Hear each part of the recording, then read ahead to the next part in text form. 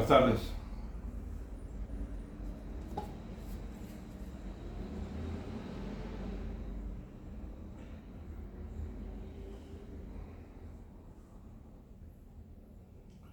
Hoy trataré de hablar de los concordatos.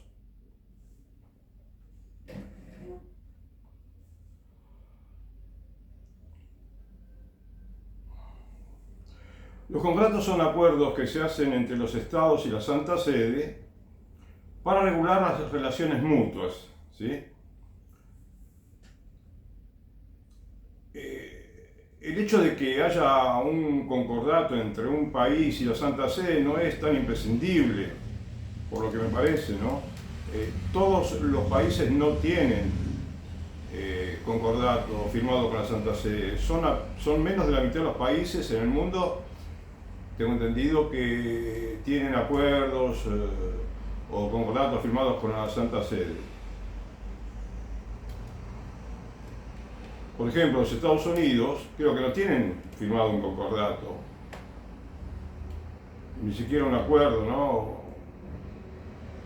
A la manera de un tratado internacional, como tienen otros países, como es el concordato, que es semejante a un tratado internacional. Y que por lo tanto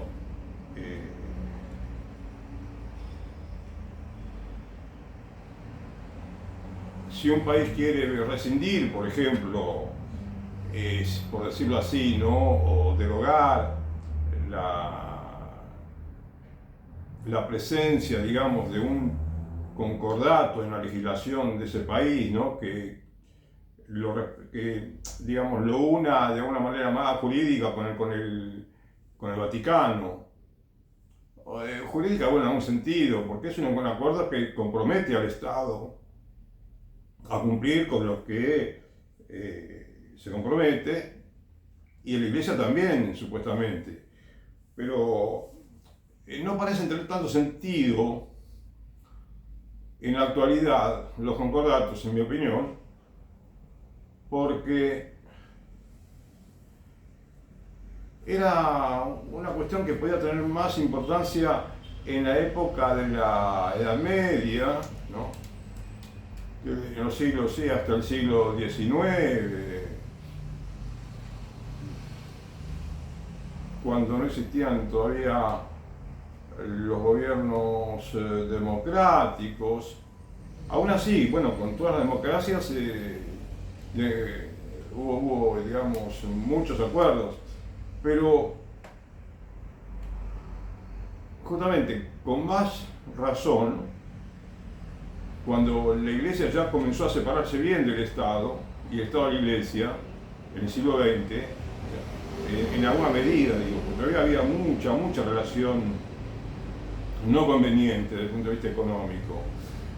Y como en la época de los primeros concordatos había mucho, por ejemplo, mención al tema de los, tal vez, bueno, de los salarios que pagaba el Estado a los clérigos, ¿no? Que entonces, porque de pronto el Estado recaudaba el diezmo para la Iglesia, según un acuerdo que hacían. Y entonces, como contrapartida, le pagaba todos los sueldos a los clérigos. Mantenía la Iglesia, ¿no? Que pague el culto también, los gastos del culto. Pero eso, como lo he venido comentando, es uno de los grandes errores que cometió,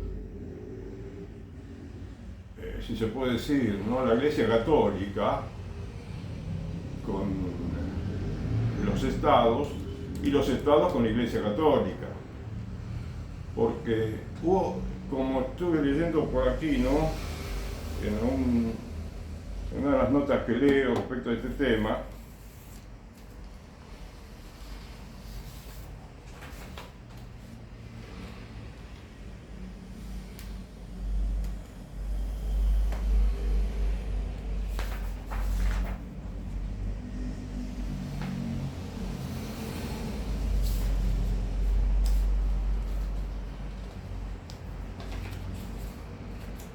decía que el reino, ¿no? Y la Iglesia Católica ¿cómo diría? Los representantes de la Iglesia Católica vivían como estrechados en un gran abrazo, ¿no? Y como que todo se determinaba entre los miembros de la cúpula del Estado y los miembros de la cúpula de la Iglesia Católica. Y muchas veces no había, tal vez, en esas relaciones un interés por el bien común general, no tanto de la Iglesia como del Estado. Quizás es delicado lo que digo ahora, yo soy consciente de que estoy diciendo algo que es delicado, pero está en los escritos, ¿no? En la historia está registrado que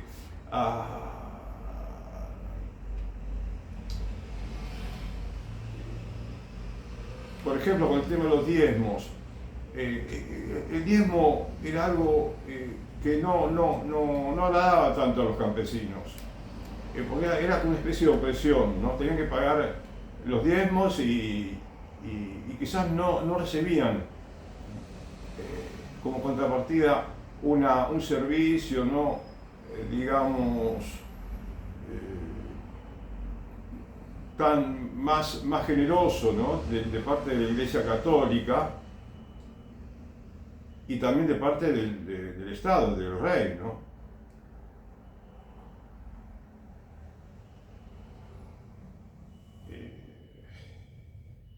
Había muchos clérigos en esa época, pero en las relaciones, ¿cómo diría? Parecería que había algo así como un nacional cristianismo, ¿sí? Y como que ser católico en aquella época era como es que la religión estaba regida un poquito más por el temor que por el amor. A ver, esto que te digo ahora mismo, esto de que se estaba regida un poquito más por el temor que por el amor, no te lo digo con mucho cuidado y no estoy tan seguro de lo que te digo ahora respecto de esto. Se me ocurre ahora, ¿entiendes? Porque si la Iglesia Católica hubiera sido completamente independiente, se hubiera administrado, como dije muchas veces, con los dinerillos que entrega el fiel del barrio, ¿no? De la zona, cercana a la parroquia, de cada localidad, y el gobierno se dedicaba a administrar el país, el rey, quien sea, dedicaba a administrar la economía, ¿no? Con los dineros del Estado, con lo que recaudaba de impuestos. Entonces, hubiera sido mucho mejor, creo. Creo que tenemos que hacer una especie de catarsis histórica, ¿sí? Quienes se dedican a la historia, ¿no? A estudiar, porque hay mucho que aprender de la historia de la Iglesia y de los estados, de la Iglesia respecto de los estados y viceversa. Hay mucho que aprender y corregir. Entonces, bueno, por eso te digo,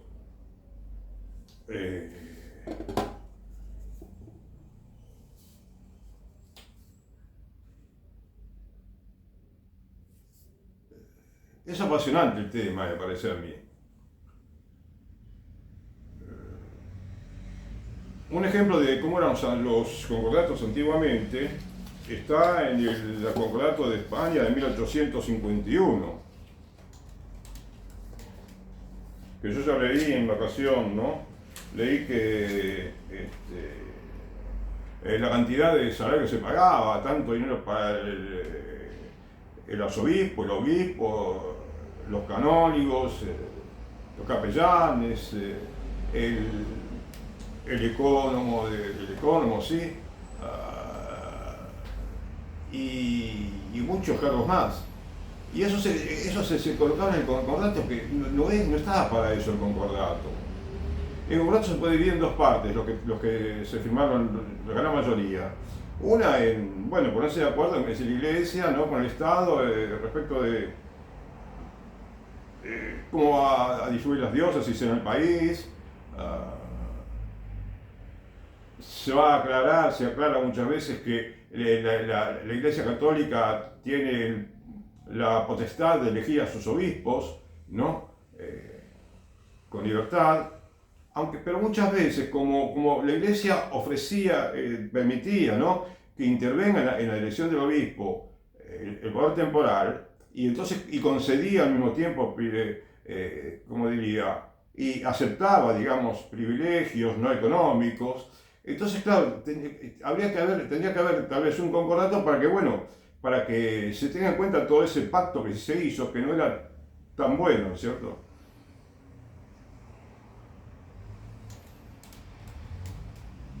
¿Cómo podría decirte? Si hoy en día estamos descubriendo que todo este sistema de exención de impuestos, de dar partidas de dinero para la iglesia, de los municipios, de las gobernaciones, de las provincias, de los estados, ¿no?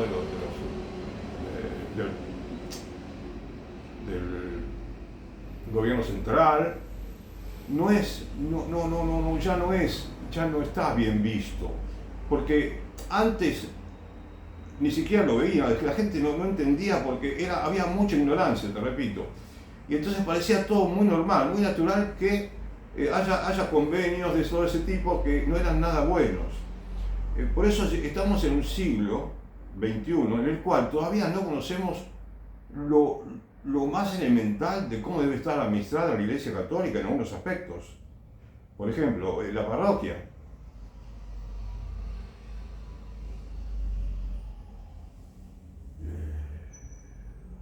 Pero no solamente la parroquia en su relacionada con la unión, ¿no? O la participación de esta iglesia y la iglesia en el Estado, como antes se hacía equivocadamente. No, no solamente en relación con el Estado, sino también en relación con la iglesia misma. ¿Eh? La organización católica, porque ¿qué pasa? Al haber habido tantos acuerdos económicos, al haber recibido tanto dinero de los estados de diferentes maneras, se desordenó muchísimo la organización parroquial, de las diócesis, ¿sí? El mismo Vaticano. Entonces, hasta este momento, pienso, de la historia, la iglesia no comenzó a administrarse y organizarse de una manera correcta, de una manera que sea la más efectiva, ¿no? Por ejemplo, la manera de recaudar las limosnas, ¿eh? Por ejemplo, mira, un detalle nomás te digo. Hay parroquias que tienen como 20 alcancías. 16, 17, 18 alcancías. No es poco común ver en alguna, no en todas, ¿no? Pero en muchas, entonces tenés alcancías cada 4 pasos, ¿sí? Lo cual no parece tener sentido. Y como ya comenté en una otra ocasión también, lo bueno sería que haya una alcancía grande que esté contigua al templo, no dentro del templo, porque las alcancías, te digo, están dentro del templo. No puede el templo tener muchos lugares para manejar dinero y sacar dinero del bolsillo y ponerlo de aquí o ponerlo en otra alcancía o en la de allá o en la otra. No parece lo más práctico, ¿no? Y quizás no parece lo más litúrgico, no litúrgico no sé si decirlo así, pero no parece lo más eclesiástico, lo más religioso. Hoy en día tenemos la posibilidad de aportar con la tarjeta de débito, con la tarjeta de crédito, podemos hacer transferencias de diferentes maneras, ¿sí? Siempre voluntario, ¿sí? Totalmente, y siempre según lo que le inspira el corazón a cada fiel, ¿sí? Como dice Pablo, ¿sí? Y como ya decía en el Antiguo Testamento, ¿no? Cuando tenían que construir el templo,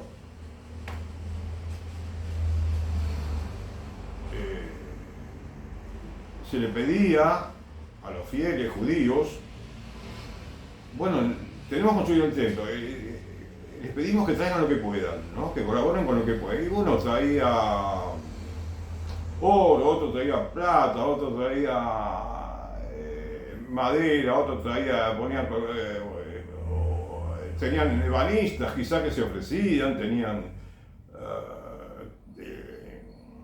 expertos, ¿no? En el arte, ¿no? De construir un templo, el templo judío, que sabían mucho, ¿no? De cómo tenían que ser las medidas para todo. Pero era todo toda una colaboración increíble, telas que la gente donaba, era maravilloso, ¿no? Y daban tanto en la construcción del templo, cuando yo leía en la escritura, que la gente, ¿sí? Colaboraban, que llegó un momento en que los encargados de la construcción del templo fueron y le dijeron al líder religioso: mira, ya tenemos todo lo que necesitamos y nos sobra. Entonces el líder manda que la gente deje de colaborar para la construcción del templo. Es decir, hice esta digresión, bueno, porque me pareció necesaria, pero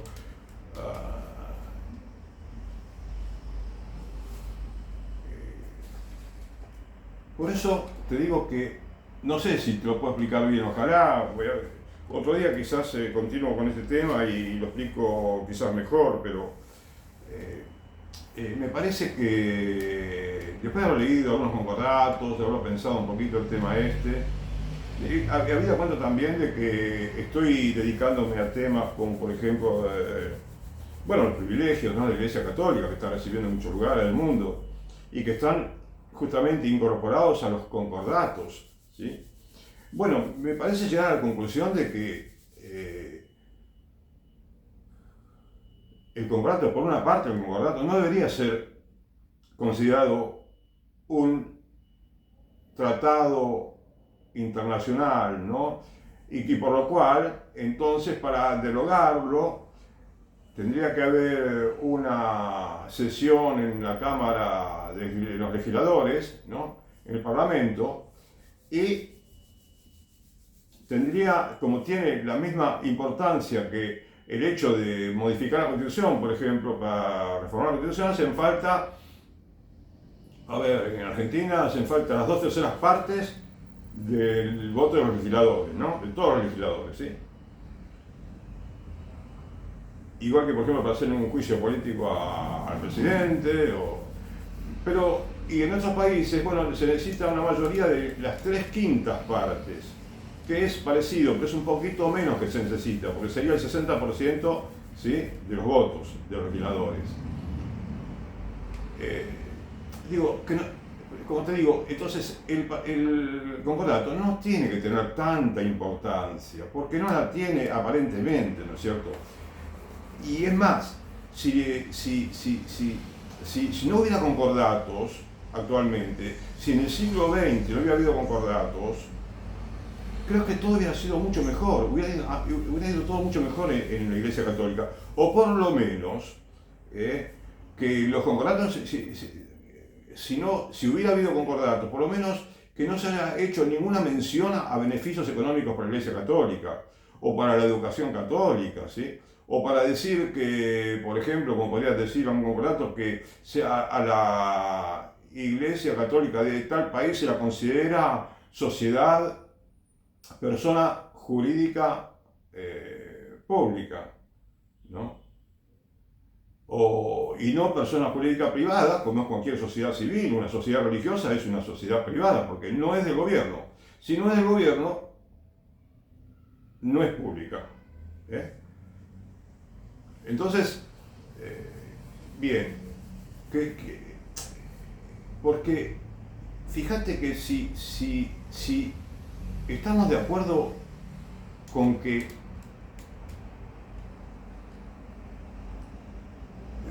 no se puede incorporar un beneficio para la Iglesia Católica en un concordato, o más, ¿no? Y después que ese concordato no se pueda derogar tan fácilmente, como sucede en tantos países. En Alemania es un problema esto de los concordatos.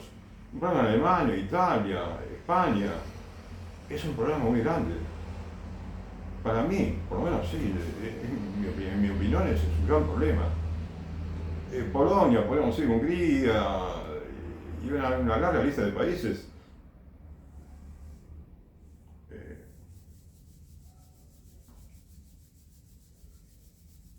Bien. Pero entonces yo recién te dije que quizás inclusive si no se hubiera firmado ningún concordato, no quiero decir que no haya que haber acuerdos, que no tenga que haber acuerdos. Sí, podría haber acuerdos, pero no del nivel de concordato, ¿no es cierto? Porque veamos, eh, eh, cuando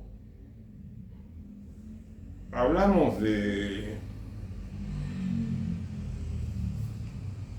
que había mucha fusión entre la Iglesia Católica, entre la cúpula católica y la cúpula estatal durante muchos siglos. Y actualmente inclusive existe eso.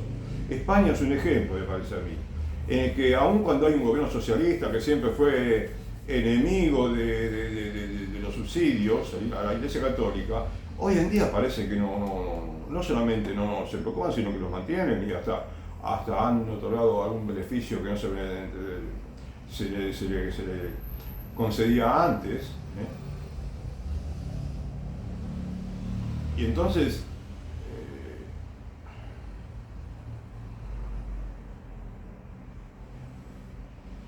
de todos modos, hay una parte de la población en España, en Italia, Alemania, Francia, en Polonia, Hungría, en muchos países, en muchísimos países, Argentina, Panamá, Costa Rica, Colombia, que no quieren, no se dan cuenta de que los subsidios, toda esta larga lista de regalos, le hacen mucho daño al bien común en general del país, tanto espiritual como material.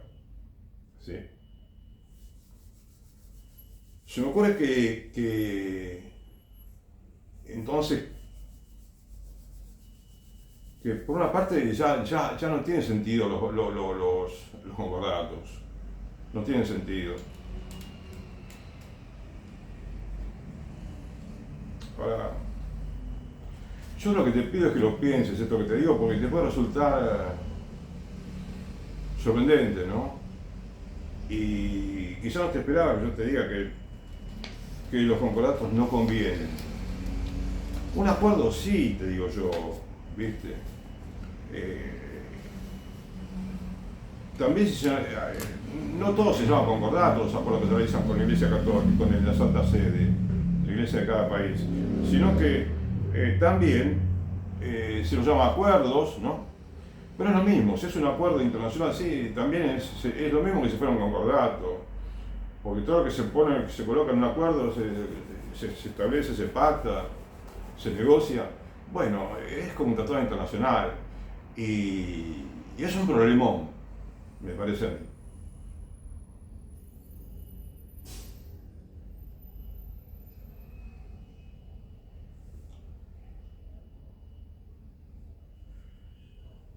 Como el tiempo pasa rápido, ¿no? Pienso que sí,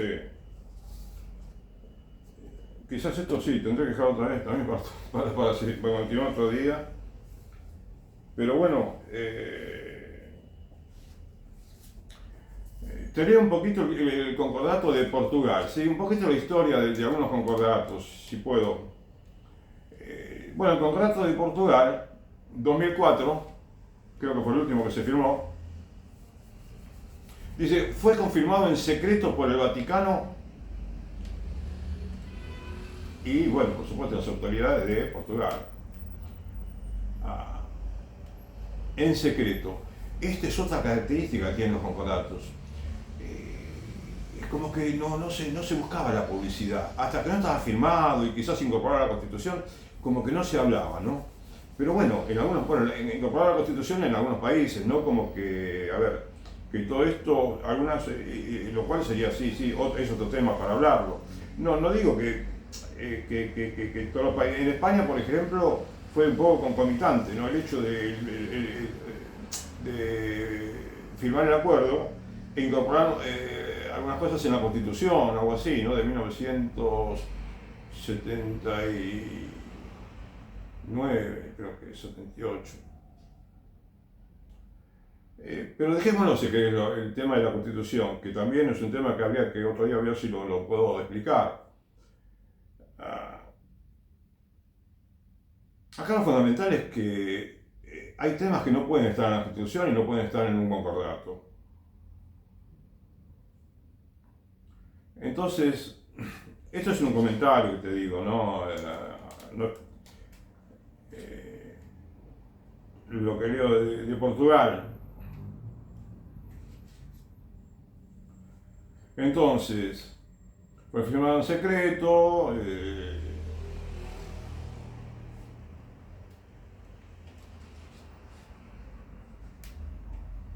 La Iglesia Católica sigue teniendo un lugar privilegiado, legalmente amparado por el artículo 58 de la Ley de Libertad Religiosa de Portugal, ¿sí? Dice el Concordato de 2004. Este concordato mantiene los derechos y privilegios especiales asegurados a la Iglesia Católica en materia de enseñanza religiosa y también de excepciones fiscales.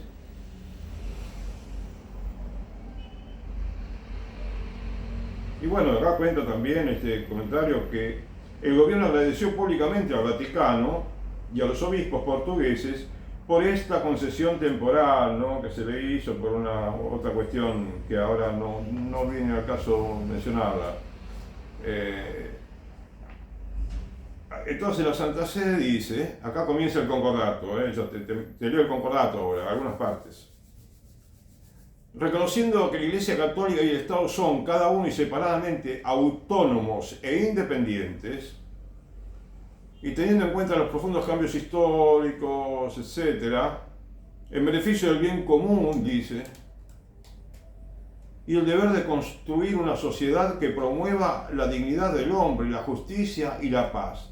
Todas cosas muy lindas, ¿no? Pero viste, lamentablemente parece que no se dio todo, sino que se dio lo contrario de esto. No hay mucha paz, no hay mucha justicia, no hay mucho que ayude a la dignidad del hombre. Por ejemplo, las injusticias con la educación, permitime, te digo modestamente, porque sé que puede parecer chocante, pero la educación es un tema grande para también tratarlo en sí mismo, ¿no? Como ya lo he tratado una vez, y habría que seguir hablándolo mucho y debatiendo, porque sé que a mucha gente le puede costar entender esto. De la educación, de que la educación católica, reciba subsidios que provienen de las arcas del Estado, las cuales bien podrían ir a la escuela pública, como hace Finlandia, por decir así, y como hacen otros países que saben administrar mejor el dinero en ese aspecto. Y no se comete la injusticia de darle a unos que ya tienen dinero, darles más dinero, y a los que tienen menos dinero, más pobres, le niegan el dinero que necesita para la escuela pública, que muchas veces está carente de muchísimas cosas, de muchísima infraestructura, hasta de salarios también está carente, suficientes salarios, digo. Bueno, acá por ahí dice más adelante, dice, la libertad religiosa está garantizada a la Iglesia Católica. Bueno, pues ten en cuenta que libertad religiosa significa que está garantizada la ayuda económica. ¿Viste? Esta es una contradicción grande que también hemos descubierto. Las personas eclesiásticas, bueno, acá, espera.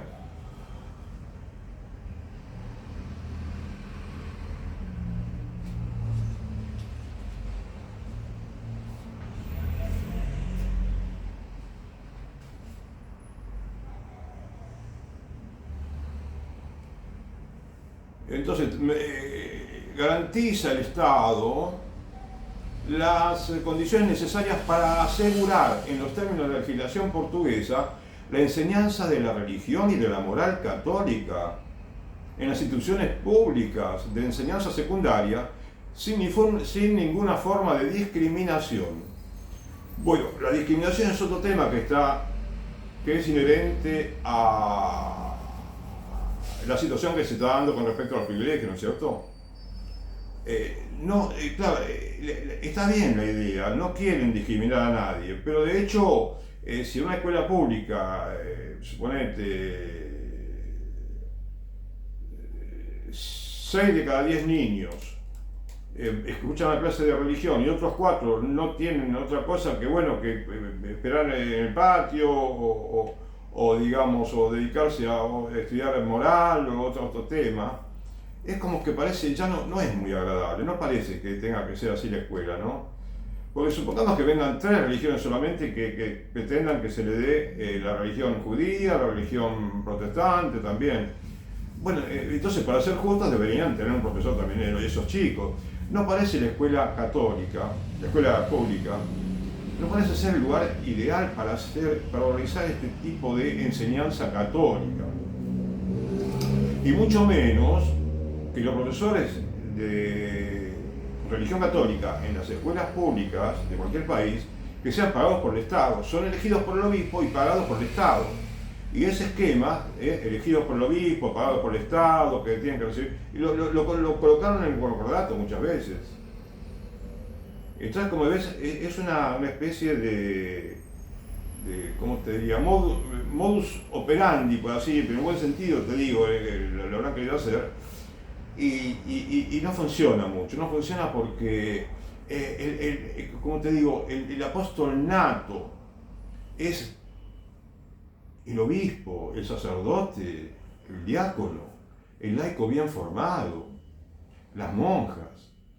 Ya no vemos monjas en las escuelas prácticamente, ¿entendés? Estaba lleno de monjas en la década del 50 del siglo pasado. Estaba repleto de monjas la escuela católica. Y de sacerdotes, también había muchos. Y religiosos consagrados, ¿no?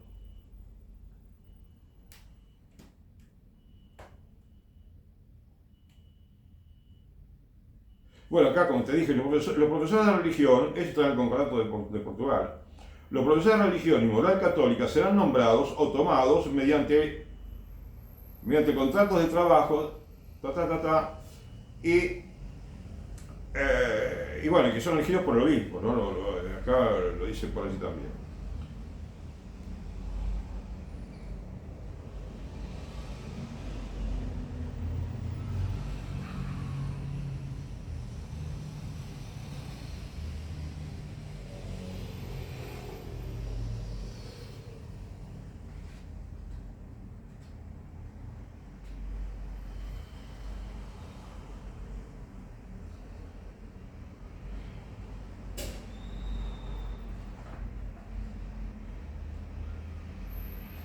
Y dice, están exentas de cualquier forma de impuesto o pago general, regional o local sobre los lugares de culto y demás bienes inmuebles o partes de ellos específicamente destinados a fines religiosos, las instalaciones de servicio directo y exclusivo de actividades con finalidad religiosa, no paga impuestos, los seminarios u otras instituciones similares destinadas a la formación eclesiástica o a la enseñanza de la religión católica no pagan impuestos, los anexos o adjuntos de los inmuebles descritos en los apartados anteriores también no pagan impuestos, los jardines y espacios delante de los inmuebles descritos en los apartados anteriores cuando no se destinen a fines lucrativos, los bienes muebles de carácter religioso que formen parte integrante de los bienes inmuebles también no pagan impuestos si tuvieran que pagar. Después dice la Santa Sede, la Conferencia Episcopal Portuguesa, las diócesis y demás jurisdicciones eclesiásticas. Bueno, cuando dice en el Concordato de Portugal, se refiere que no paga impuestos a la Santa Sede, bueno, se referirá, pienso, no sé si a la Nunciatura, por ejemplo, el edificio de la Nunciatura, que es donde está el nuncio, representante de la Santa Sede, embajador de la Santa Sede en Portugal, que será que la nunciatura no paga impuestos, sucede muchas veces, o sea, casi siempre, ¿no? Lamentablemente, con respeto. Entonces dice, la Santa Sede, la Conferencia Episcopal no paga impuestos, las diócesis y demás jurisdicciones eclesiásticas, así como las demás personas jurídicas canónicas designadas por las autoridades eclesiásticas competentes para la consecución de fines religiosos.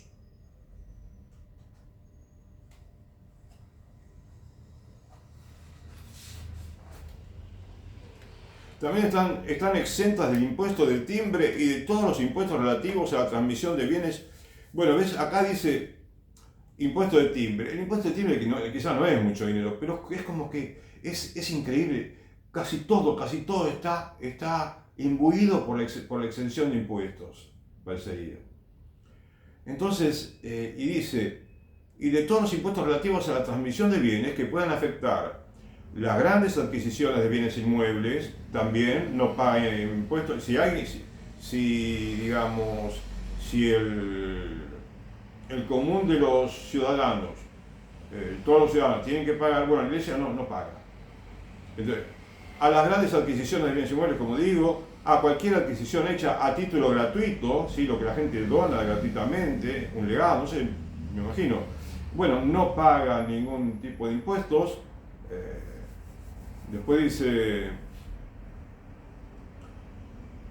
los títulos de constitución de fundaciones, ¿sí? No pagan impuestos. La autoridad eclesiástica responsable de las fundaciones destinadas a la Iglesia Católica en los términos establecidos en el artículo siguiente está exenta de todo impuesto sobre el origen de los ingresos antes mencionados. Bueno, los detalles los dejamos, ¿no? Pero ya en general vemos que son muchas exenciones. Además de todo, viste que he comentado, no sé si te acordás que comenté sobre el derecho, el impuesto eclesiástico, que es una manera de recaudar, ¿no?, de los fieles, la Iglesia Católica, que en lugar de hacerlo en cada parroquia, ¿sí?, cada fiel va y lleva su dinero, no, lo recaudan en estilo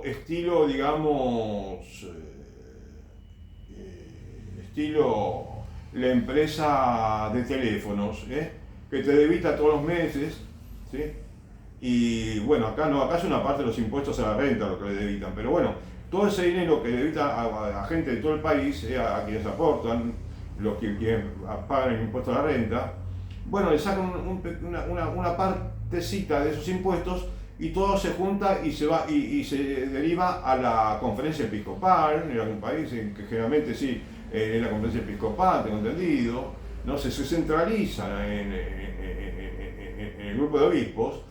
Y bueno, y después se vuelve a repartir ese dinero dentro de España, o de Francia, o de Portugal, o de Alemania. Francia no, porque no tiene el impuesto eclesiástico. Pero son más o menos 14 países, 13-14 países deben ser que lo tienen. Bien. Qué bueno que el artículo 27 del Concordato Portugués del año 2004 justamente dice: la Conferencia Episcopal de Portugal ejercerá el derecho de incluir a la Iglesia Católica en el sistema de recaudación de ingresos fiscales previsto en la legislación portuguesa. Es decir, bueno, una burocracia inmensa que cuesta millones de euros, muchos millones de euros simplemente para administrar esa recaudación y después el reparto todo dentro del país Portugal. Además de toda la confusión que produce, ¿no es cierto? ¿Vos qué preferís? ¿Poner 10 pesos en tu parroquia toda la semana o cada mes y que se junte enseguida y se pague todo rápido con eso? ¿O que ese dinero vaya a toda una burocracia en la cual le quitan una partecita por todos lados y entonces cuando llega a la parroquia misma, de donde salió los 10 pesos de ese fiel que pertenece a la parroquia San Pablo, suponete, bueno, la parroquia San Pablo no le queda mucho dinero porque ya se había repartido parte del conjunto de dinero que se recaudó en cuestiones como, bueno, que determina la conferencia episcopal y después lo que queda se va a la parroquia. Pero parecería que, además, en algunos países ese dinero del impuesto eclesiástico se destina, en España, por ejemplo, mayoritariamente a pagar los salarios de los sacerdotes y obispos. Entonces, bueno, y un salario que lo determina la conferencia episcopal o los obispos, pero no participan los laicos ahí prácticamente nada, no participan en nada. Cuando son los que tenían que participar, los que tenían que formar en cada parroquia, ¿no? Determinar, a ver, después de lo que se recauda, ¿sí? Bueno, a ver, ¿qué se le paga al sacerdote? Porque por empezar, digamos, hay mucho que hablar de esto, ¿no? Hay mucho que hablar. Pero está en el Evangelio. Está en el Evangelio. Y esas pocas palabras que tiene el Evangelio, que bueno, no es un tratado, ¿no es cierto?, de 5 tomos, sin embargo dice mucho, y los santos saben descubrir en esas palabras cuál es el significado, que a veces nosotros ni nos imaginamos el significado que tiene, ¿no? Pero está perfecto. Y no está en el Evangelio que tiene que centralizarse el dinero y pasárselo, por ejemplo, a un rey Herodes, por así decirlo, o el César que está en el gobierno, ¿no? Que puede haber en el gobierno. Y después que el César o el Herodes se lo pase a los obispos, ¿no? A los apóstoles, a los descendientes de los apóstoles, ¿no? Le podemos decir. Bueno, esto es un poco para que veas lo que es el Portugal, ¿no? La educación, las exenciones, el impuesto eclesiástico, bueno, muchos temas. Entonces acá te puedo rápidamente querer decirte cómo Juan Pablo II aplaude, dice según el título, aplaude el nuevo concordato Iglesia-Estado en Portugal del año 2004. Bueno, te sintetizo, dice, el pontífice le expresó su profundo aprecio, ¿sí?, a un funcionario, ¿no?, del gobierno, por la atención que el gobierno y la Asamblea de la República Portuguesa han demostrado por la misión de la Iglesia en esta firma, concordato.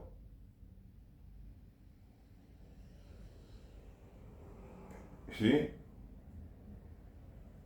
Para beneficio del bien común de la nación. ¿Te das cuenta cómo no parece haber tanto beneficio para el bien común?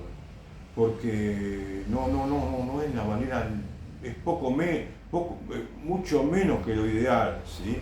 Que el dinero se derive de esta manera, ¿sí?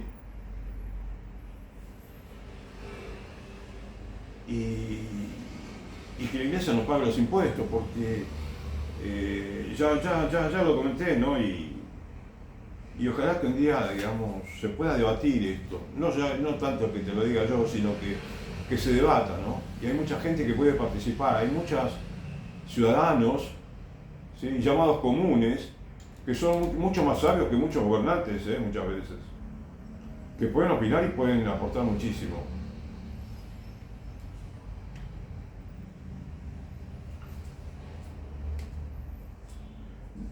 Después dice el Papa Juan Pablo II, reconoce la libertad religiosa, en particular en los ámbitos de la conciencia, culto, reunión, asociación, expresión pública, enseñanza y actividad caritativa, ¿ves? Pero acá la libertad religiosa para entregar dinero, porque que a la larga no se ejerce la libertad religiosa.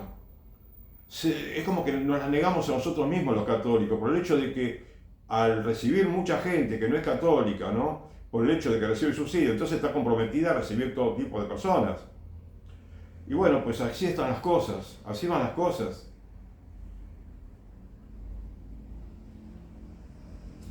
Ahora, Juan Pablo II, ¿no era santo? Era uno de los santos más grandes de la historia, Juan Pablo II. Unos tantos grandes santos que tuvo la Iglesia. No tengo la menor duda, ¿sabes? Pero no porque yo me lo creo, porque lo tengo conocido, bien conocido, que Juan Pablo II fue un gran papa. Y todos los papas, se me refiere a todos los papas del siglo XX, XIX, que están canonizados. Y todos los demás también. Y dice el documento, ¿no?, de Juan Pablo II, dice, porque dice, promueve la cooperación entre la Santa Sede y la República Portuguesa para construir sociedades justas y pacíficas.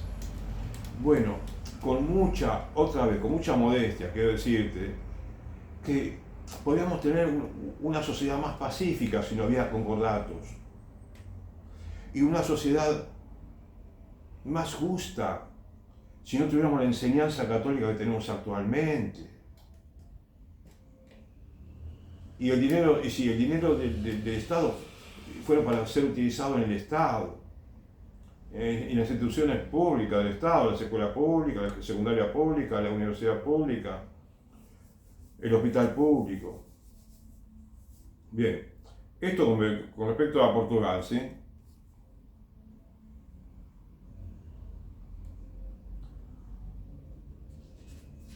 Y ahora, como no tengo mucho tiempo, creo, no te leo lo de España porque es igual o mucho más abundante la cantidad de beneficios, muchísimo más generoso, ¿no?, que el de Portugal. Y bueno, y mucha gente, vos sabés que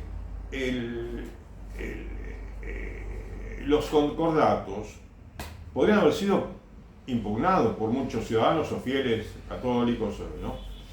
Pero no fueron impugnados porque, por una parte, porque no se conocían, o por lo menos si lo conocían la gente no atinaba a darse cuenta de que no era lo mejor para su país. Pero bueno, mira, acá te leo un poquito: convenio entre la Santa Sede y la República Venezolana.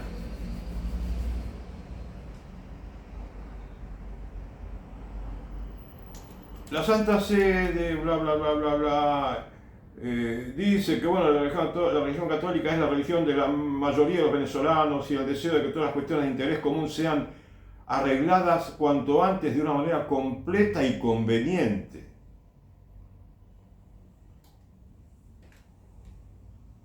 Bueno, entonces deciden hacer este acuerdo para mantener relaciones amistosas. Se reconoce a la Iglesia Católica persona jurídica de carácter público, como te dije, que no se puede reconocer como carácter público a la Iglesia Católica de ningún país, porque no es el gobierno. Pero a veces se la quieren confundir con el gobierno, y la Iglesia Católica, los representantes aceptan equivocadamente, ¿sí?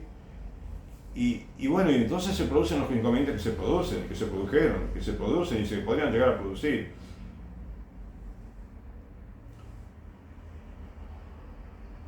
Gozarán de la misma personalidad jurídica ante el Estado, una vez que hayan sido cumplidos los requisitos legales.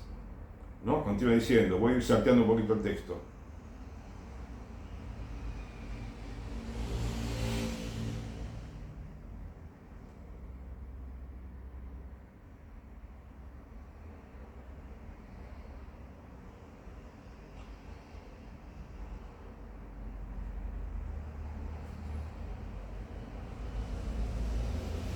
Bueno, dice,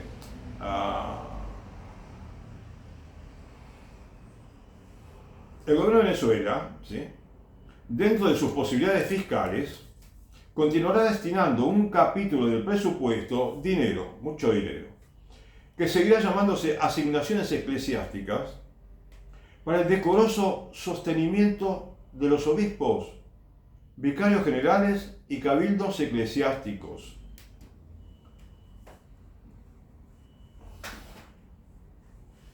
También se dedicará una partida presupuestaria, mucho dinero, adecuada para ejecutar y contribuir a la ejecución de obras de edificación y conservación de templos, seminarios y lugares destinados a la celebración del culto. Te comento que este concordato fue firmado en Caracas, el 6 de marzo de 1964.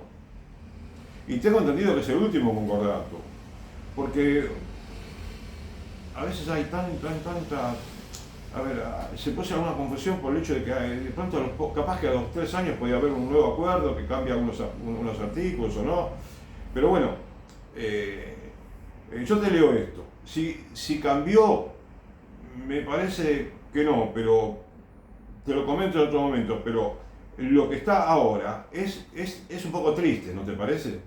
Es un poco triste porque es muchísimo dinero para darle a una institución que tiene todo lo que necesita para administrarse.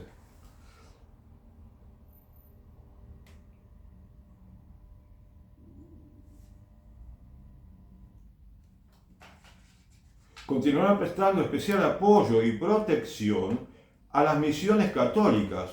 Vos pensás, vos te preguntás, ¿qué tiene que ver las misiones católicas con el gobierno, no? Establecidas en algunas regiones de la República. Bueno, ¿ves? Esta es la costumbre que viene desde hace mucho tiempo y que el mismo Juan Pablo II, ¿viste? Capaz que hubiera felicitado por este. Bueno, te das cuenta, yo no quiero atacar a nadie, simplemente quiero decir que esto hay que corregirlo, ¿te das cuenta? Conviene corregirlo urgentemente. El Estado venezolano, de conformidad con la Constitución,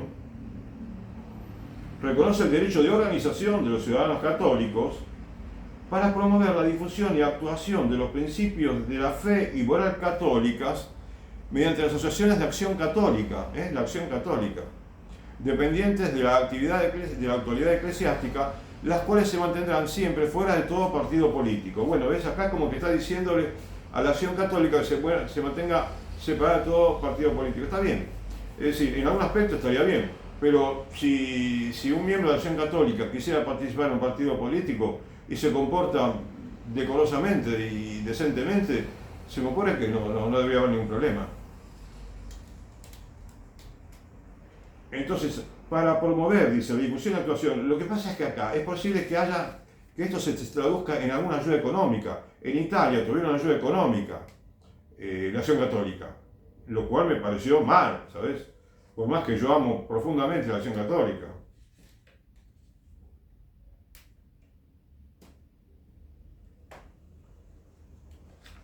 Bien, ahora fíjate que yo te leí que en el concordato se habla de, bueno, la ayuda a la misión, salarios para los clérigos, obispos y demás, y después dice también ayuda a la educación, no sé si acá figura concretamente, pero el Estado venezolano ayuda a la educación católica con dinero. Y bueno, muchas ayudas, ¿no? Pero además de todo eso,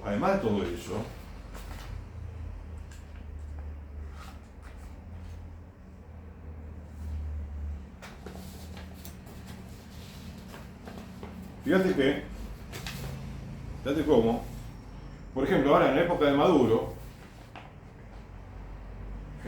el dictador de Venezuela, dice una noticia, mira, que la encontré en un sitio que se llama Christianity Today, que es, quizás está en Estados Unidos, ¿no? El sitio. Y vos sabés que es interesante porque es un sitio que denuncia, por así decir, cuando las iglesias protestantes, algunas de las tantas que existen, digamos, se equivocan en alguna actitud no muy evangélica, o cuando hay pastores que cometen alguna defraudación a la iglesia, ¿no? Entonces no tienen dificultad en decirlo, en mencionarlo y decir que está mal, ¿no es cierto? Acá, fíjate, a mí me gustó porque que venga de ellos. No veo muchos lugares, a ver, sí, en la Iglesia Católica tenemos periodistas católicos, tenemos instituciones católicas que no están de acuerdo con, inclusive dentro del sacerdocio, del clero, hay un grupo de sacerdotes que no acepta esto. Eso lo tenés en Argentina, en España, en muchos lugares, pero no son muy numerosos. En cambio acá, me gusta ver que esta gente de Christianity Today, por más que yo no comparto muchas quizás de sus ideas, su manera de practicar la religión, como católico, pero me admiro que ellos digan lo siguiente, mira, en una noticia, ¿no? Entre tantas, el presidente Nicolás Maduro está recompensando a las iglesias evangélicas que lo apoyan con fondos gubernamentales para la renovación de sus edificios. Está recompensando a las iglesias evangélicas, no está incluida la católica aparentemente acá, ¿no? Que también está ayudando, por supuesto, como ya te lo mencioné. Dice, para la renovación de sus edificios. Esto tiene fecha el 31 de marzo de 2023. Poco antes, como ahora te explico, 31 de marzo 2023, acá te dice, ¿no? Después de decir que va a entregar mucho dinero a los evangélicos para la renovación de sus edificios, y continúa diciendo, ¿no?, la noticia, el Consejo Evangélico de Venezuela, miembro de la Alianza Evangélica Mundial, emitió un comunicado en el que criticó el quid pro quo. El quid pro quo son palabras latinas que significan algo por algo, ¿sí? O sea, el Estado le da, Maduro le entrega este beneficio, pero por algo lo hace. No porque simplemente no es cristiano, no parece muy cristiano, ¿no? Sino porque faltaba poco para las elecciones en Venezuela. ¿Sí? Entonces él quería ya ir teniendo muchos amigos dentro de las iglesias evangélicas, ¿no? Dice, emitió un comunicado en el que criticó al quid pro quo y se distanció del movimiento evangélico cristiano de Venezuela, grupo que se había aliado estrechamente con Maduro, porque había otro grupo, otro movimiento evangélico que agrupa a iglesias evangélicas, pero que aceptaba gustosamente las ayudas de Maduro, ¿no? Y entonces dicen los del Consejo, ¿no?, evangélico que se oponen, la otra organización, nos oponemos a que las actividades de culto se pongan al servicio de la visibilidad de funcionarios o representantes públicos, dijo el Consejo. El alma evangélica no está a la venta. Ya fue comprada a un precio infinito. No está a la venta el alma evangélica. Acá fueron concretos, ¿sí?, fueron veraces, fueron valientes en decir no queremos beneficios, que después los hace sentirse comprometidos, ¿no es cierto?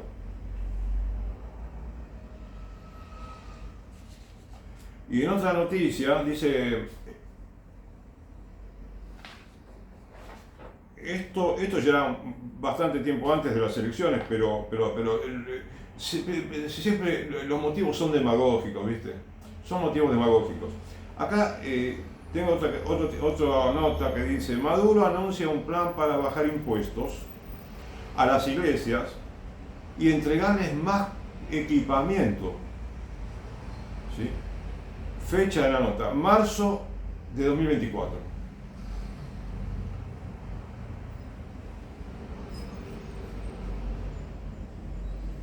Nicolás Maduro llamó este miércoles a acelerarlo, ¿no? Un plan llamado Mi Iglesia Bien Equipada, con el que el gobierno provee de mobiliario a los templos, al tiempo que anunció una reducción de los impuestos que pagan las organizaciones religiosas del país. Vamos a arreglar la iglesia, las iglesias evangélicas, a acondicionarla, a equiparla integralmente con lo que necesita.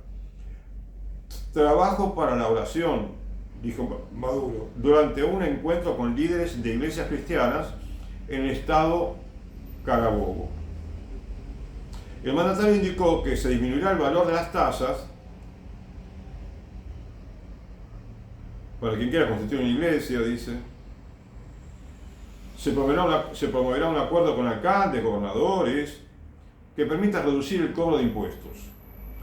Las iglesias están para ayudar al pueblo, dice. Las iglesias están para ayudar al pueblo. Y dice, nosotros estamos para ayudar a las iglesias. ¿Sí? Están para servir, claro, muy bien, pero me parece que lo hace por un motivo demagógico, no tanto porque... Por lo demás, no le hace ningún bien a las iglesias dándoles dinero, porque no son tontos los evangélicos que te mencioné antes, del Consejo Evangélico de Venezuela, que no querían, digamos, que terminaron diciendo que el alma evangélica no está en venta. No se trata de que, no vaya a ser que terminen vendiendo el alma, ¿no?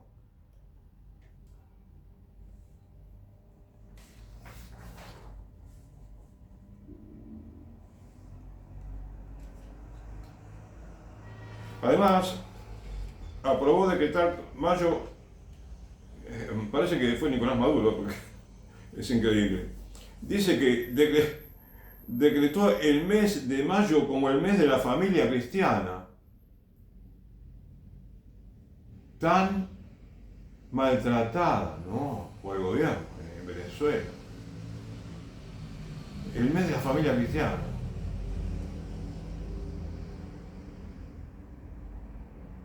Dice que va a otorgar identidad jurídica a las iglesias y que va a reducir las trabas burocráticas para que se formen las iglesias, ¿no? Para formar la formación de iglesias protestantes.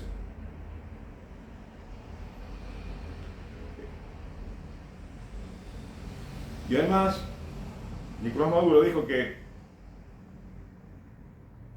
después de lanzar ese programa para la ayuda de los templos, se han recuperado casi 3.000 iglesias cristianas, 2.965, en todo el país se han recuperado, sin ofrecer datos sobre los recintos en los que se practicaban otros credos.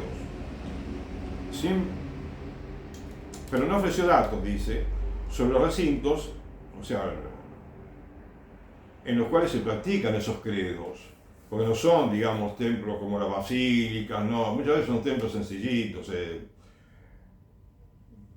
Además de todo eso, anunció la incorporación de 20.000 líderes religiosos a un sistema gubernamental de entrega de bonificaciones sin especificar el monto que reciben esas personas.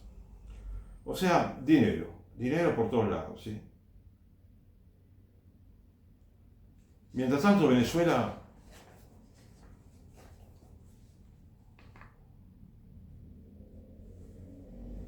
es increíble cómo está sufriendo el pueblo, ¿no?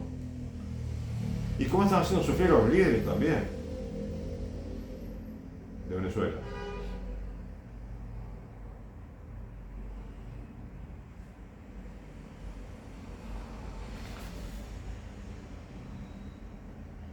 Y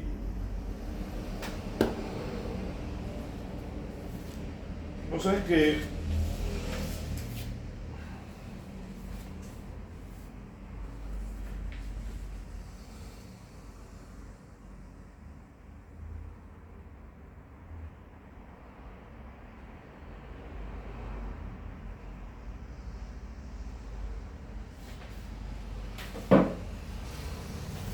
te quería comentar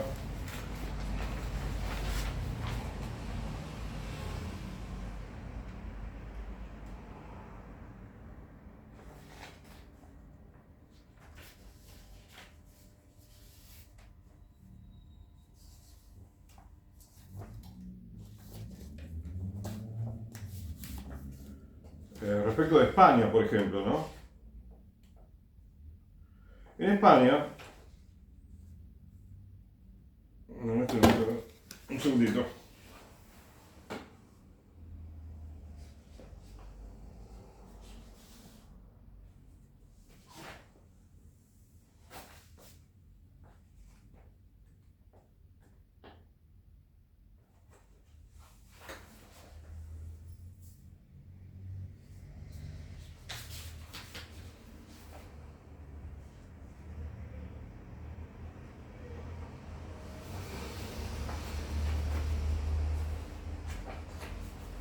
En España,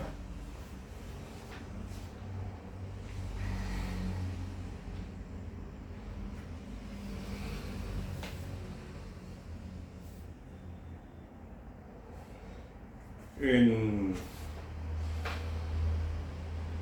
en el concordato celebrado en 1953, en la época de Franco, en el artículo 2, en relación con el artículo 2, hay una aclaración en la relación con el artículo 2 del concordato, que dice: las autoridades eclesiásticas gozarán del apoyo del Estado, escuchame bien, gozarán del apoyo del Estado en el desenvolvimiento de su actividad, y al respecto seguirá siguiendo lo establecido en el artículo 3 del concordato de 1851. ¿Sí?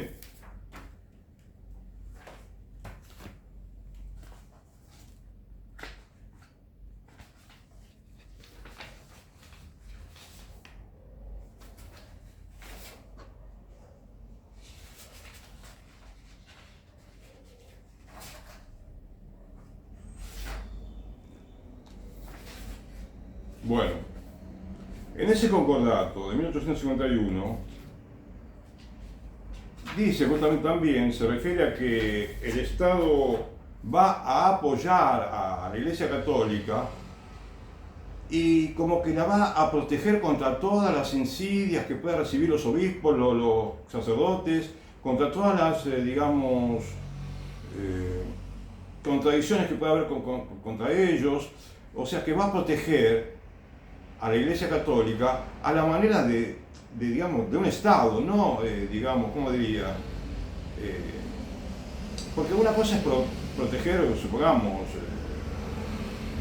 una parroquia, por ejemplo, en una revolución, supongamos, para que no sea atacada, ¿no es cierto? Pero otra cosa es que digamos, que si reciben crítica los obispos, los sacerdotes, bueno, que el Estado va a ponérselo a la Iglesia. Es como que, a ver, acá es cuando se nota, en este artículo que parece tan inocente, no es inocente, digo, pero que te recién, te dice: gozarán las autoridades eclesiásticas del apoyo del Estado en el desenvolvimiento de su actividad, y al respecto seguirá rigiendo lo establecido en el artículo 3 del concordato de 1851, que no lo tengo acá en este momento, pero es ahí donde yo te voy a explicar en otro momento, si puedo, cómo está de una manera más explícita. Dice que el Estado va a proteger como si fuera parte del Estado, la Iglesia Católica, ¿me entendés? Entonces es como que ahí se puede descubrir perfectamente cómo está la explicación de que la Iglesia Católica durante muchos siglos, ya acá también tengo a alguien que lo dice, lo menciona, se comporta como una especie de unidad con el gobierno. Es lo que se dio en llamar ya desde hace mucho tiempo, y sigue existiendo, el nacionalcatolicismo, que en términos groseros, diría yo, ¿no? En términos lunfardos, también lo llaman el cristofascismo, es decir, el cristo-autoritarismo. Te das cuenta de que ahí está un poco el meollo, ahí un poco está el quid de los grandes problemas que tenemos en la Iglesia Católica.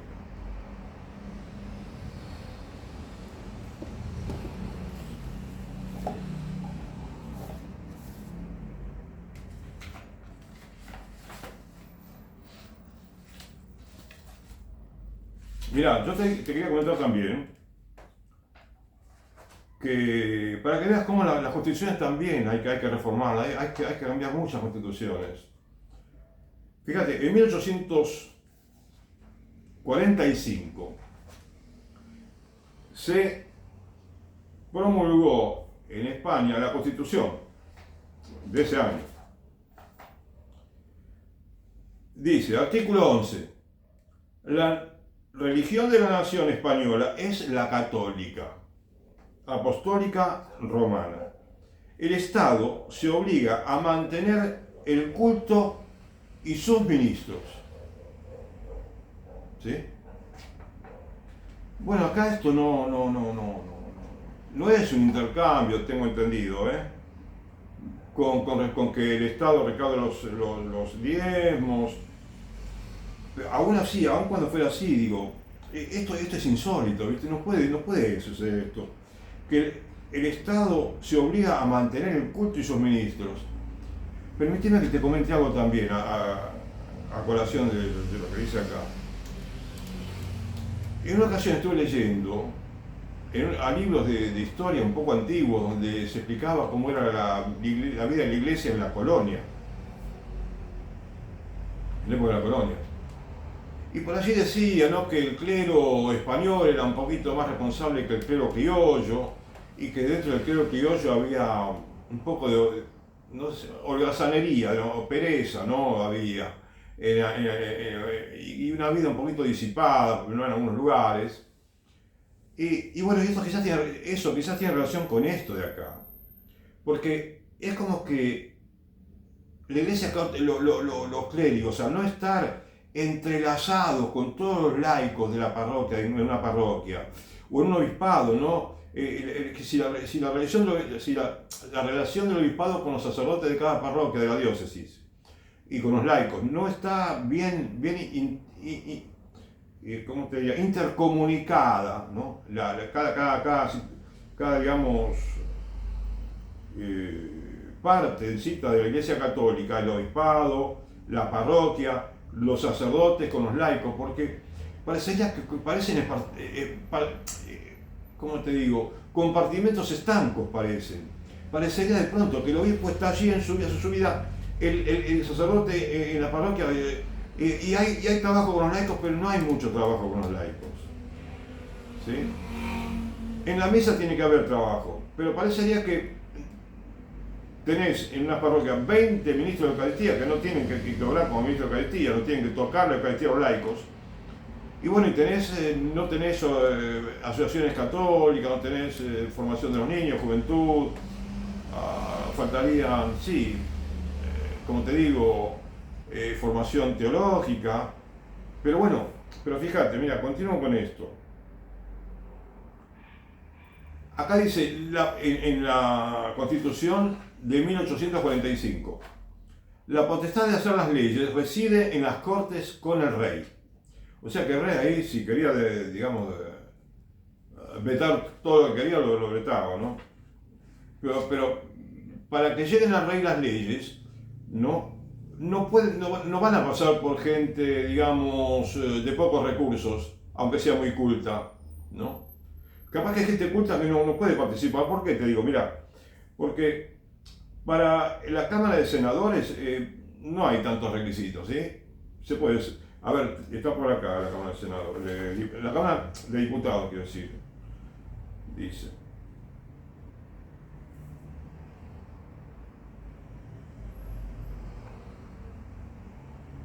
Bueno, tienen que elegir un diputado por cada 50.000 almas, ¿sí? Que no debería haber mucho, quizás, porque no había tantos habitantes, ¿no? Después, los diputados se elegirán por un método directo y pueden ser reelegidos indefinidamente, lo cual no es muy democrático, me parecería, ¿no? Para ser diputado se requiere ser español, estado seglar, haber cumplido 25 años y tiene que tener una renta procedente de bienes raíces o pagar por contribuciones directas la cantidad que la ley electoral exija. ¿Ves? Acá ya le exigen plata, ¿viste? Y quizás no era poca. O sea, ya no es que, no importa la cultura que vos tengas y el bien que podés aportar, ¿no?, desde el punto de vista de la contribución con la formación de las leyes o las iniciativas que podés tener en favor del bien común. No, dice, y tener las demás circunstancias que en la misma ley se prefijen. O sea, hay una limitante, ¿te das cuenta? No pequeña. Y los senadores, y para ser senador, fíjate, solo podrán ser senadores que tengan mínimo 30 años cumplidos y que pertenezcan a los siguientes grupos. Presidente de alguno de los cuerpos colegisladores. O sea, un legislador parecería que es. Y también los senadores o diputados admitidos 3 veces en las Cortes, los que fueron 3 veces diputados por 3 periodos parecería. Entonces, son admitidos automáticamente. Y después los ministros de la corona también pueden ser senadores. Y mira lo que viene, arzobispos y obispos, ¿sí? Los arzobispos pueden ser senadores, los obispos también. Acá fíjate cómo está, hay una cuña, ¿no? De la religión dentro del Estado. Entonces no puede ser perfecta esa relación Iglesia-Estado. Después dice, los grandes de España, no sé a qué se refiere, los grandes de España. Los capitanes generales del ejército y armada también pueden ser senadores. Tenientes generales del ejército y armada pueden ser senadores. Embajadores pueden ser senadores. Ministros plenipotenciarios, presidentes de tribunales supremos, ministros y fiscales de los mismos. Es decir, un grupo muy selecto, ¿te das cuenta? Los comprendidos en las categorías que he mencionado, ¿no? Recién, para ser senadores, tienen que tener 30.000 reales de renta que procedan de bienes propios, o de sueldos de empleos que no puedan perderse sino por causa legalmente probada, o de jubilación, retiro o cesantía. Creo que 30.000 reales no debía ser poco dinero en ese entonces.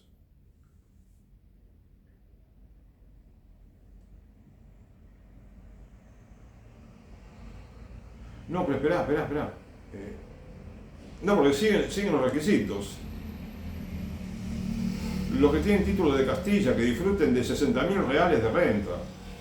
Los que paguen con un año de antelación 8.000 reales de contribuciones directas y que hayan sido senadores y diputados anteriormente. Y bueno, así, ¿no?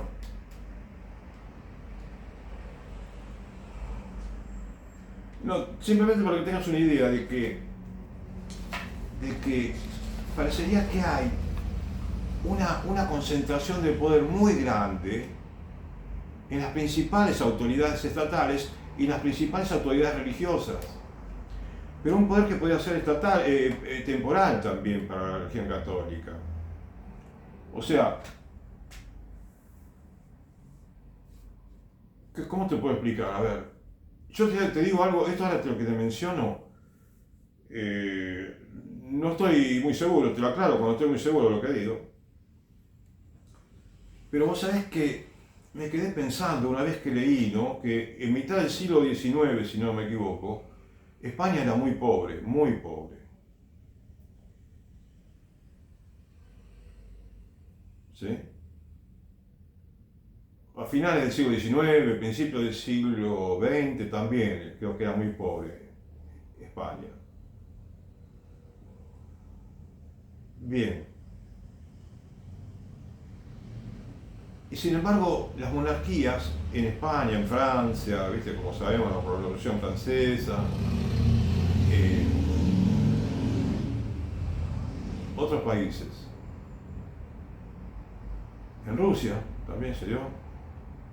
Bueno, como que la nobleza vivía muy bien y como que los obispos como que estaban en el mismo nivel de que la nobleza, ¿sí? Estaban un poco como asociados en una especie estaban con una especie de estatus, ¿no? Que estaba mucho más arriba que todos los demás. Están sus, ¿no? A nivel eclesiástico y a nivel, digamos, civil, ¿no? Los reyes, los ministros, ¿no? Los nobles. Entonces había mucha diferencia, ¿sí? Y esa diferencia hizo que había algunos reyes que no gobernaban bien, muchos no gobernaban bien. Al no haber una democracia participativa o más participación, ¿no? Porque la educación no existía, no estaba difundida para nada, había mucha ignorancia. Había gente que estaba sumida en la ignorancia y en la pobreza. Pero eso pasó en Francia también. Porque lo leí cuando leí la vida de un santo de la época, ¿no? Pero, ¿qué te quiero decir? Cuando vino la democracia en uno de esos países,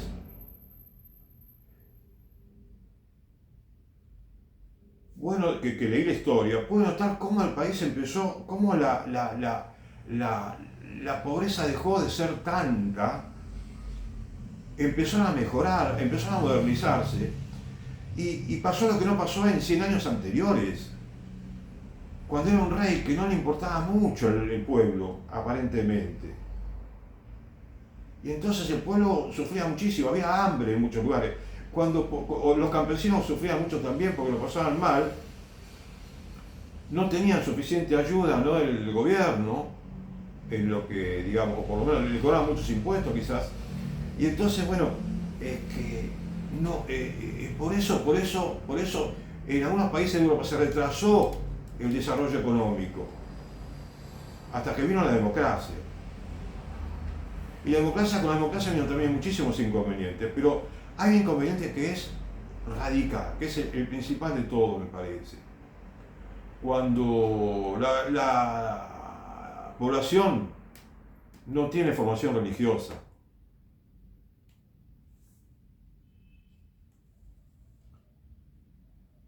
como podía suceder, por ejemplo, que puede no haber habido tanta buena formación religiosa en la época en que los sacerdotes recibían el salario que le daba el gobierno y ellos entregaban a la vez la recepción de los diezmos, que a la vez eran injustos. Entonces, no había organización parroquial. Si la parroquia hubiera estado bien organizada, iría toda de maravillas, me parece a mí. En muchos países, en todos lados. Porque la manera como se organiza la parroquia tiene que ser como está en el Evangelio. A partir de esos datos, ahí podemos armar todo un esquema de organización parroquial perfecto. Bien. Entonces, una iglesia autónoma, independiente, un Estado que los impuestos los utiliza solamente para sus actividades estatales,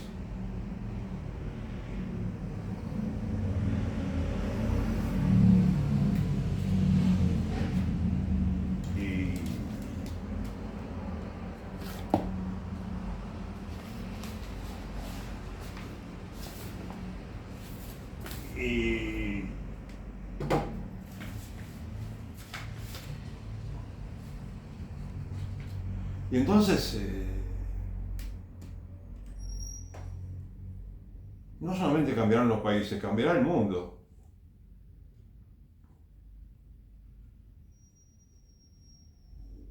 A mí me parece que el mundo está maduro, bueno, valga, digamos, la posible asociación con un gobernante, ¿no?, con un dictador.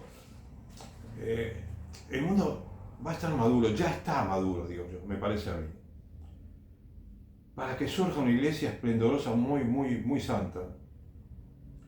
Para que la iglesia produzca santos en todos los pueblos, en todas las naciones, en todas las ciudades, y tengamos un bienestar económico que no tuvimos nunca. Y trabajando menos. ¿Sabes?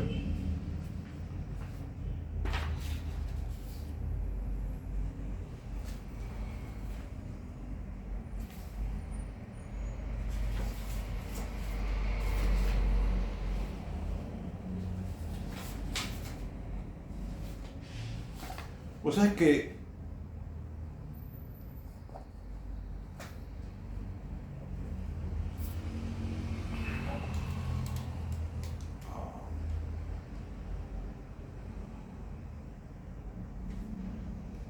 hoy estamos en una época en la cual, si uno le dice a un vecino, a un amigo, a un conocido, un pariente, si le dice, mira,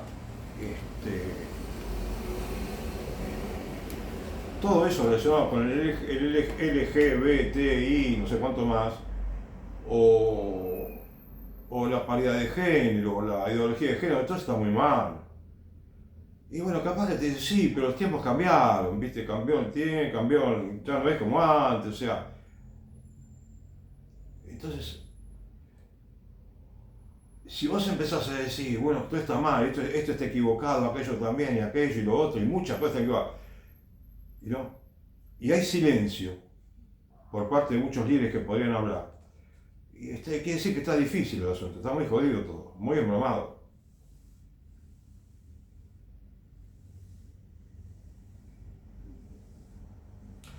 Parecería que tuviéramos, ¿sabes qué?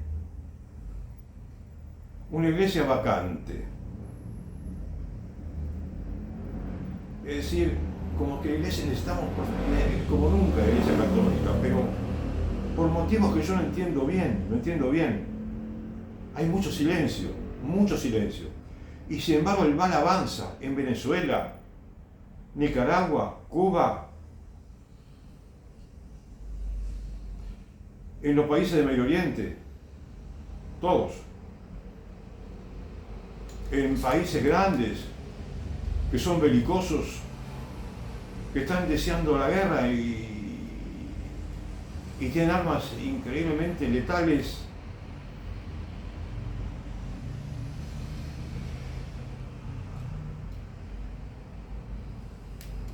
Entonces te pediría que recemos para que no haya en la Iglesia Católica nada que sea semejante a una contumacia clerical, por ejemplo, ¿sí? En nadie suceda eso. Y que no tengamos los católicos esa especie de soberbia clerical por la cual no parece como que inclusive la tenemos casi incorporada, ¿no? al ADN, ¿no? El hecho de que no, la iglesia no se equivoca nunca la iglesia. Nos atacan, nos critican por esto, por lo que hicimos en la Edad Media, por lo que hicimos en México, por lo que hicimos en tantos lugares, ¿no?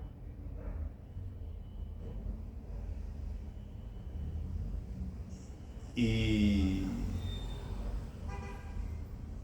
no, reconozcamos los errores, por favor. Tengamos la humildad, ¿no? De reconocer los errores del pasado, bueno, porque a la larga el pasado ya pasó, bueno, sí, por supuesto. Y fue durísimo el pasado en muchos aspectos.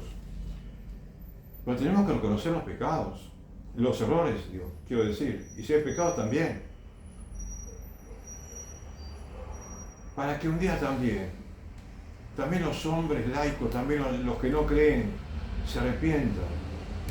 Los hombres y las mujeres.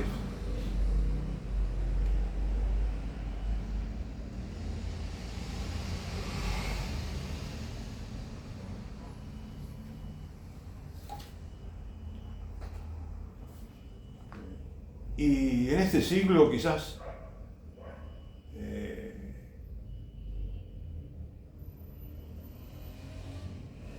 en no muchos años, ¿no?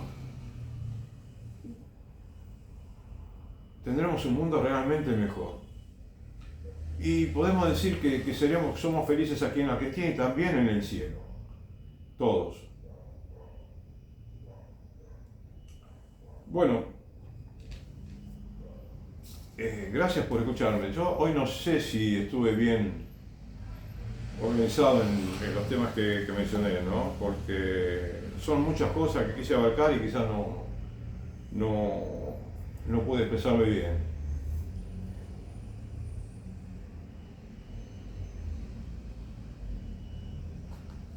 Que Dios te bendiga. Hasta otro día.